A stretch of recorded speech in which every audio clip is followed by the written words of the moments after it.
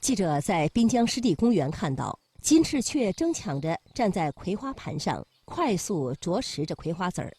只见它们轻松地挖出瓜子儿，娴熟地刻出了瓜子仁儿进食，全套动作一气呵成，非常可爱。它就是吃这果实的嘛，雀类都是这些硬果的。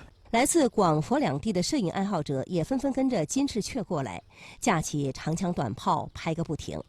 他们还抓拍到了金翅雀展翅飞舞，以及鸟妈妈喂食小鸟的温馨画面。阿叔，这是您今早最得意的作品了吧？这是刚刚拍的，就刚刚在那里拍的。金翅雀是小型鸟类，双翅的基部有一块黄色翼斑，所谓金翅指的就是这一部分的羽毛颜色。金翅雀主要以植物果实、种子、谷粒儿为食，尤其爱吃葵花籽儿。